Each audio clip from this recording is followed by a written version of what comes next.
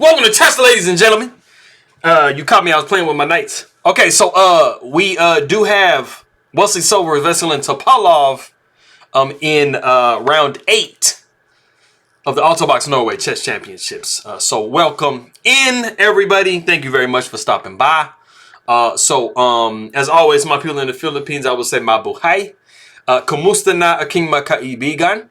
Masaya Akoma Kitty Kang Muli. I appreciate you guys very much for stopping by. Very much. Anybody who is coming from Bulgaria, I just started learning this Bulgarian, so forgive me, but I got Dober Den and Bogadaria. I appreciate you guys very much for stopping by. But yes, classic clash. We have the current 960 world champion against the former world champion, Veselin Topalov. But yeah, if you guys are ready to go, let's take a look and see what we have for this game. So we got e4. Get my volume up. Sometimes I forget. We got e5, knight to f3, knight to c6, bishop to b5. We got knight to f6. And we got castles by white. And some of you guys might be wondering why we see so many Berlins. You know, people are not trying to draw by playing the Berlin. They basically are just trying to play something that's super duper ultra solid. It's kind of like a strategy, like just to be solid and not to lose. So don't be discouraged by seeing it. Knight takes e4. We see rook to e1. Knight goes up to d6. And then we take the pawn on e5 with the knight. And it might kind of seem like a blunder because you're thinking, wait a minute, the bishop is just chilling over here like, you know, save me, right? But no, we are not worried about the knight taking b5 because knight takes c6. And oh no, as you can see, the bar just went crazy because the queen is attacked. And this is a discovered check on the king. So there is a problem with you being in the center. So everybody pretty much goes bishop to e7. We see bishop back to f1. We got knight taking e5, rook taking e5, castles. And then the most logical move in the position is d4. Bishop comes to f6. We're attacking that rook. So the rook does come back to e1. We see rook to e8. We got c3. Just keeping everything solid. Also, when this rook takes here, you will be taken back with the queen. So if you do not protect this pawn, it is going bye-bye. So we do see rook takes e1. Like I said, queen takes e1. And now that you have played c3, I mean, this pawn chain is doing good. And this pawn is protected. So we do see knight back to e8. We see a4. And a4 is not on the list of moves. But, I mean, it's very logical. You're just grabbing, you know, some space. So Topalov says, no, we are not letting you grab any more space than that. So we do see bishop, after a5, we see bishop to f4. We got d5, knight comes to d2, and then we do see the novelty of the game, which is c6. Super logical move. I mean, they're basically just doing the same thing that white did earlier, just making sure this d5 pawn does not become a target. You know, you might could see some bishop e2s to f3. You know, attacking this pawn type situation. So you don't want to see any of that. So we do have h3. We got g6. Knight comes to f3. And then we do see knight to d6. And we have reached the point in the game that I figured I'd make it a little bit more difficult this time. In this particular position, what is a very good move to play? And there's a very nice reason behind it. I think all of my people that play against the Benoni as white will probably get it. But like I said, go ahead and pause the video and see what is a really nice move to play in this position.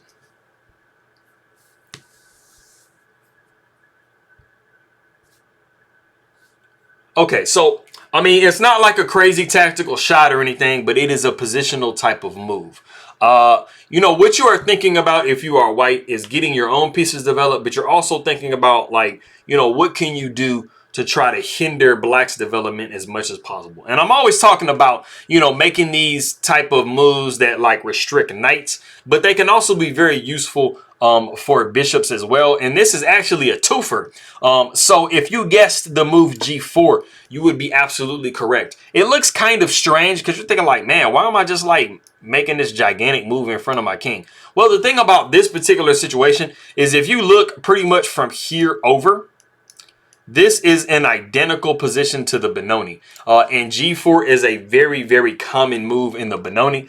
You are trying to restrict this bishop. You're also trying to restrict this knight from coming to h5 because it can be pretty annoying.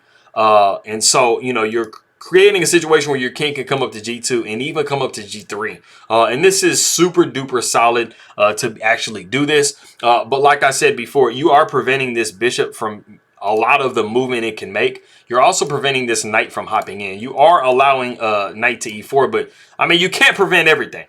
So in this particular position, the bishop doesn't really have very many moves it can go to. It really wants to go to f5 because, you know, bishop to d3 is a very desirable move by white. Of course, it cannot go to d7 because that knight is hanging on d6. So pretty much the only place for it to go is to e6. It's not the most ideal move for the bishop to make, and this does allow bishop to come to d3. After the queen comes to d7, you see queen to d2. And this is a very desirable position for white. This is pretty much where you want to like pop your pieces. You know, you want this bishop to come to d3, this queen to come to d2. You know, you pretty much have gotten what you want as white. So backing up, after we saw the move knight to d6, we actually saw bishop to d3, and this does allow black to immediately challenge that bishop by going bishop to f5, like I said. So this is what g4 was, you know, preventing. Bishop takes f5, knight takes f5. We see queen up to e2. Queen goes to e7, and you can trade immediately, or you can go rook to e1 and just really press the issue.